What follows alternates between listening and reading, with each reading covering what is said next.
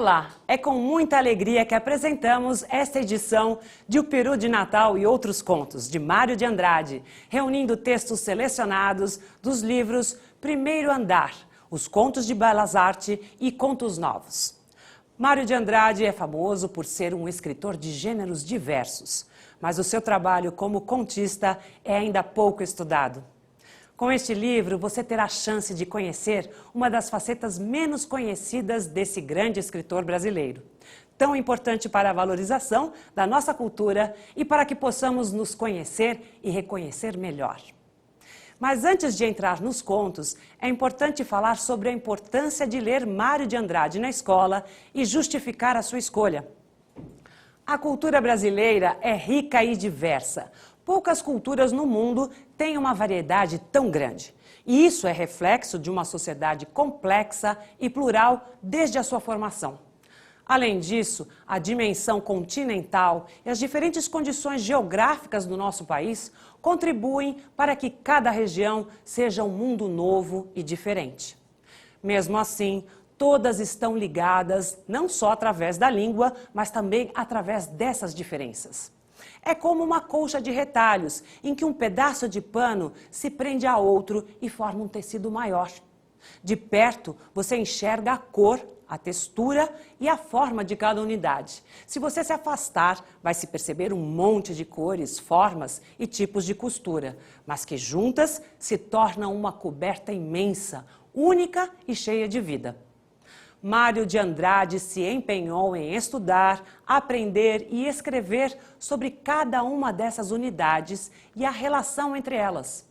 Este era seu projeto de construção da cultura brasileira e da busca de uma identidade nacional. Entre seus versos mais famosos, ele se apresenta como 300-350, para destacar a sua natureza múltipla, seja na forma, nos temas ou nos seus interesses, pois apenas assim é possível compreender este país de tantas identidades e culturas. José de Alencar, nosso grande escritor do romantismo, também tinha um projeto literário para abranger o Brasil como nação a partir dos elementos que ele considerou fundamentais para a nossa formação.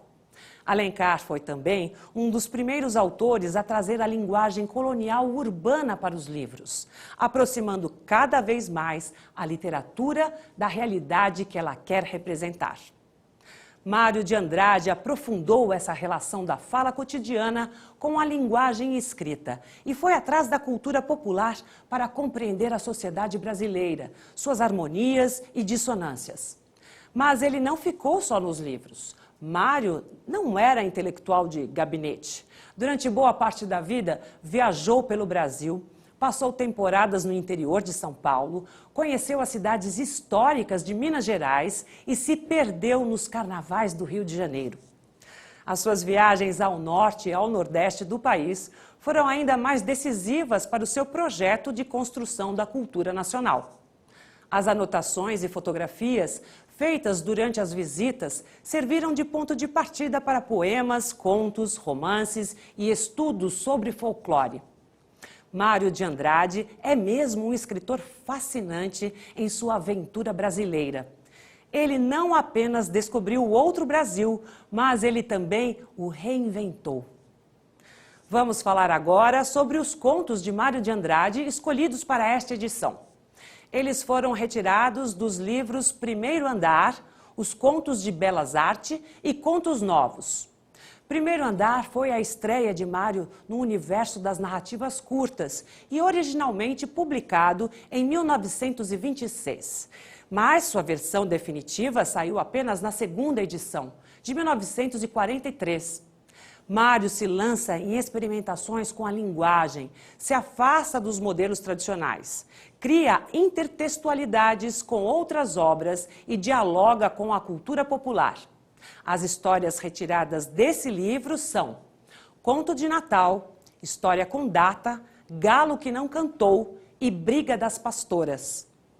O segundo livro, Os Contos de Belas Artes, nos traz um Mário mais experiente, com a forma da narrativa curta, indo ainda mais fundo em suas preocupações estéticas e artísticas. ele explora com mais ousadia o uso da oralidade na escrita e nos apresenta os contrastes sociais diante da acelerada modernização do país. Escolhemos desse livro os textos O Besouro e a Rosa, Jaburu Malandro, Caim, Caim e o Resto. E Piá, não sofre? Sofre. Já o terceiro e último livro, Contos Novos, foi publicado depois da morte do escritor, mas ele deixou a obra praticamente pronta. Aqui o escritor está mais maduro no uso dos recursos narrativos. As histórias exploram a psicologia e os conflitos das personagens, mas também nos colocam diante de importantes questões sociais e políticas. Os contos desse livro, que fazem parte da antologia, são 1º de Maio, O Poço, O Peru de Natal e Nelson. Essas pequenas narrativas foram publicadas entre os anos de 1920 e 1940, mas continuam bastante atuais, tanto pela sua forma quanto pelos temas. Não faltam motivos para que os contos de Mário de Andrade despertem o interesse de seus leitores. A aproximação entre a linguagem oral e a linguagem escrita, que nos fazem lembrar, por exemplo, da escrita utilizada nas redes sociais e nos aplicativos de mensagens. Temos ainda a valorização da cultura popular e a importância das tradições, a diversidade na formação da nossa sociedade. Também podemos questionar os contrastes sociais provocados pelo desenvolvimento econômico de um país.